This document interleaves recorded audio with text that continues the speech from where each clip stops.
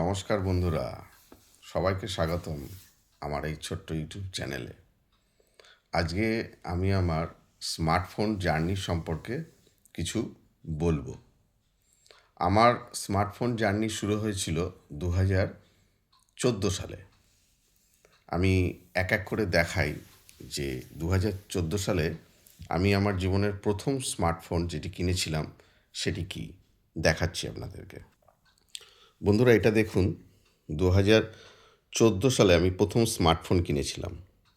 এটি হচ্ছে Oppo A37F।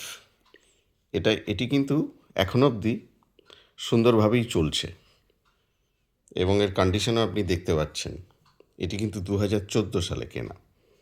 এর প্যাকেটটিও রয়েছে আমার কাছে সযত্নে, সমস্ত কিছু রয়েছে এর মধ্যে, অ্যাক্সেসরিজও সব আছে। এটা কিন্তু এখনও চলছে, সেইভাবে কোনো প্রবলেম নেই।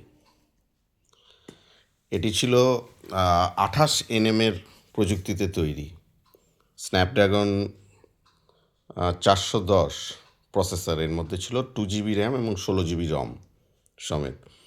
এই ফোনটি আমি ইউজ করি 2014 থেকে 2020 অবধি, 6 বছর। এখনও কিন্তু চলছে। এটা 11 বছরের পুরনো ফোন আমার। এরপরে নেক্সট যেটা আসছে সেটা হচ্ছে 2020-তে আমি যেটা কিনি সেটা হচ্ছে Xiaomi Poco F1। Poco F1 এই ফোনটি, এটাও কিন্তু এখনও চলছে।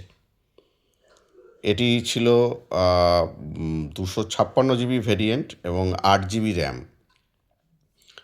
এটি এটার থেকে, আগের ফোনটির থেকে এটা অনেক বেশি পাওয়ারফুল।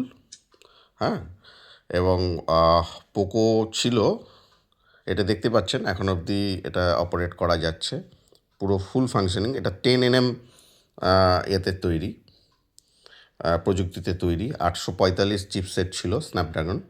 এটার মধ্যে 8GB র্যাম এবং 256GB এটি এর মধ্যে স্টোরেজ রয়েছে, যেটি এখনও অবধি সুন্দরভাবে কাজ করছে। স্ক্রিনে কিছুটি অল্প একটি পড়েছে, ব্ল্যাক স্পট, পিক্সেল বার্ন যেটাকে বলে।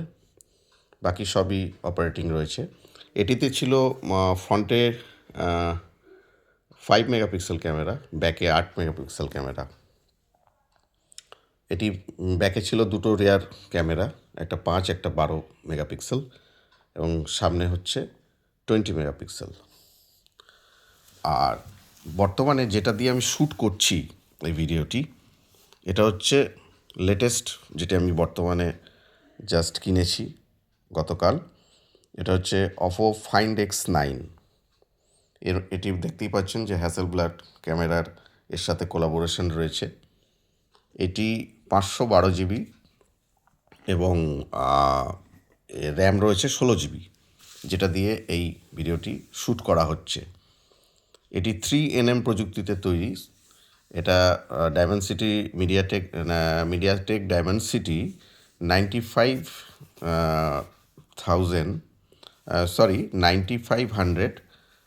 চিপসেট এটি, এবং এটা 3nm প্রযুক্তিতে তৈরি, এবং এর মধ্যে 16GB র্যাম এবং 512GB আপনার স্টোরেজ রয়েছে। বর্তমানে এটি আমি ইউজ করছি। তার মানে আমি যখন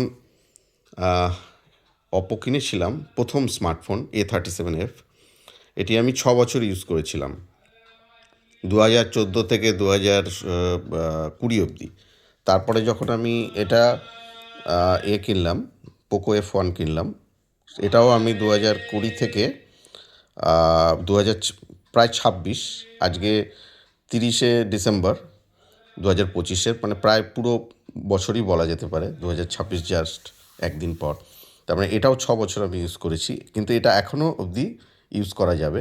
এটা ফুল ফাংশনিং রয়েছে, এটাও ফুল ফাংশনিং রয়েছে, এবং এটার পর্যন্ত রয়েছে, এর প্যাক পর্যন্ত আমার কাছে রয়েছে, প্যাকিং।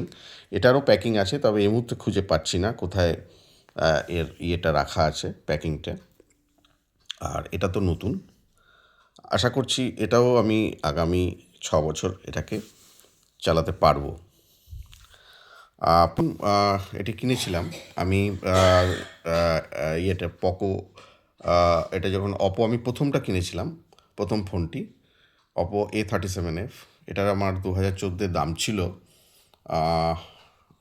10,000-এর মতো। পরেরটা যখন কিনি পোকো F1, এটির দাম পড়ে, অনলাইন থেকে কিনি, এটির দাম পড়ে প্রায় 17 মতো। প্রথমটি কিনেছিলাম অফলাইনে, তো এটির দাম পড়েছিল 10,000 টাকার মতো। এটি পড়েছিল সেকেন্ডটি অনলাইনে কিনি পোকো F1টা, তো সেটা দাম পড়ে 17,000 মতো। আর এটি যেটা কিনেছি এটাও অফলাইন থেকেই কিনেছি। বন্ধুরা, অনেক বেশি কস্টলি, কারণ বর্তমানে জন্য যে হিউজ র্যামের প্রয়োজন এবং চিপসেটের প্রয়োজন হচ্ছে সারা পৃথিবীতে, সেই রিকোয়ারমেন্ট থেকে ফ্ল্যাগশিপ স্মার্টফোনের দাম কিন্তু অনেক বেড়েছে, সবাই জানেন। সেই জায়গাটা থেকে আমি এটা ইএমআই সিস্টেমে কিনেছি, যার জন্য আমার 85,000 মানে 85,000 টাকা ভারতীয় টাকায় এটির দাম পড়েছে। তো এটি একটি ছোট্ট ব্যাপার যেটা আপনাদের সাথে শেয়ার করবার ছিল আমার। ধন্যবাদ, সকলে ভালো থাকবেন। আমার এই চ্যানেলকে লাইক এবং সাবস্ক্রাইব করে দেবেন, এই আশা রাখলাম। সকলকে নতুন বছরের অভিনন্দন জানিয়ে আমি আমার ছোট্ট ভিডিওটি শেষ করছি। নমস্কার।